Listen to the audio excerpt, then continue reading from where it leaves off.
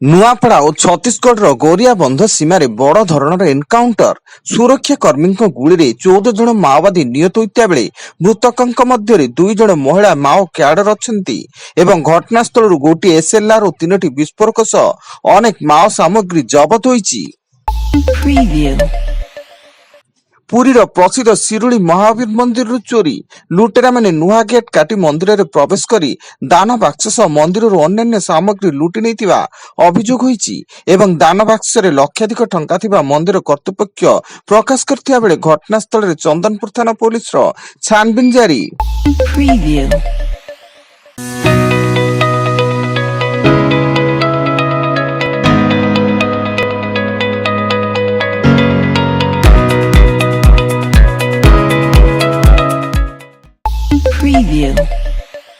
कोरापुट जिला नंदपुर थाना गेरुपुट जंगल निकट बारहा शिकार पर बिछा जाइतिबा विद्युत तार संपर्श आसी दंपति मृत।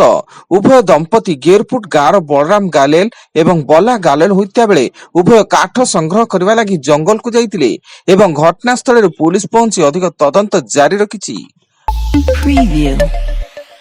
बरगढ़ कुर्ला जंगल आहत अवस्था युवती उद्धार घटना प्रतिवाद रे आज 12 घंटिया बरगढ़ बंद सकाळ 6 संध्या 6 जाए सहर रे थिबा समस्त दुकान बजार स्कूल कॉलेज आदि बंद रहिबा नै बीजेडी व्यवसायी संघ विभिन्न सामाजिक संगठन समेत 30 टी राजनैतिक और अण राजनैतिक संगठन याकु समर्थन जणाइछन्ति।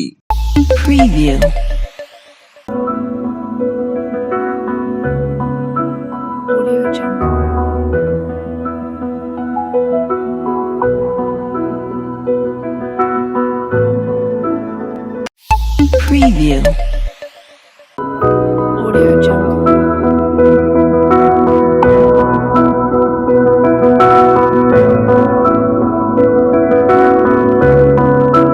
Audio Jungle.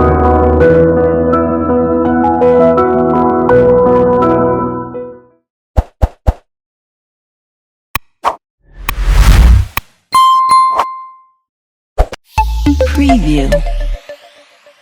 कटक जिला आठगड़ पुलिस पेट्रोलिंग बेले एक कार 345 लिटर चोरा देशी मद जबत किंतु अंधकार सुजोग नहीं घटनास्थल कार चालक जनक फेरार हो जाता बेले उक्त देशी मद एकाधिक जार्किन और रबर ब्लाडर रे चालाण होउथुला एवं पुलिस पक्षरु एक मामला रुजु करा जाई तदंत जारी रहिछि। कोलकाता महिला डाक्तर दुष्कर्म एवं हत्या मामला रे पश्चिम बंगर सियालदा कोर्ट मुख्य अभियुक्त संजय राय को आजीवन कारादंड रे दंडित करिसेंती। एहा सह 50,000 टंका जरिमाना होईची किंतु कोर्ट राय देबा पूर्व मृतकक बापा दोषी को सर्वाधिक दंड देबाको दाबी करथिले। भुवनेश्वर मास्टर कैंटीन छकटारे प्रदेश युव कांग्रेस पक्षरु 8 दफा दाबी नहीं युव असंतोष समावेश अनुष्ठित हो जाइछि। एथिरे युव कांग्रेस कर्मी एक शोभा यात्रा अपर पीएमजी ठारे थिबा मुख्यमंत्री बासभवन घेराव करबाकू जाई पुलिस बैरिकेड भांगी देइथिले। प्राय 1 घंटा धरी सेठारे पुलिस और युव कांग्रेस कर्मी मध्य धस्ताधस्ती हेबा फଳରେ पुलिस कर्मी माननकू उठाई नैथिला।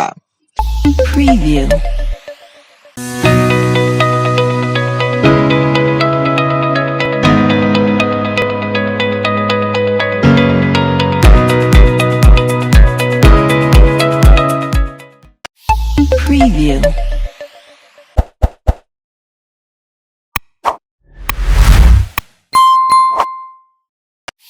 Preview.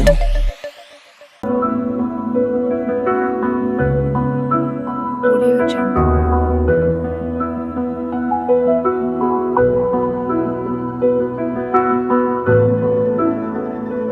Audio Jungle. Preview. Sundargarh जिला हेमगिरी थाना अधीन बरपाली सशस्त्र डकायती 4 जन दुर्बृत्त जड़े व्यवसायी घरे पशि बंदूक देखाई लुटि नहीं सुना गहना सह नगद 2 लाख टंका। एतला पर हेमगिरी थाना पुलिस घटनास्थल रे तदंत जारी।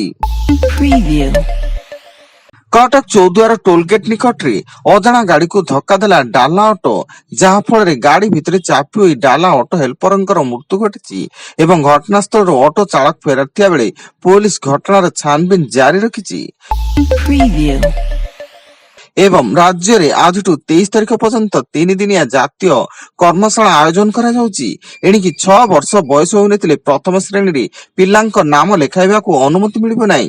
ଆସନ୍ତା ଶିକ୍ଷାବର୍ଷ 2025-26 ରୁ ରାଜ୍ୟରେ ଏହି ନୂଆ ନିୟମ ଲାଗୁ ହେବା ସହ ସବୁ ପ୍ରାଥମିକ ସ୍କୁଲରେ ଶିଶୁ ବାଟିକା ଖୋଲିବ, ଯେଉଁଠୁ 5 ରୁ 6 ବର୍ଷ ବୟସର ପିଲାମାନଙ୍କୁ ପ୍ରି ସ୍କୁଲ ଶିକ୍ଷାରେ ନାମ ଲେଖାଇବାର ସୁଯୋଗ ମିଳିବ। Preview.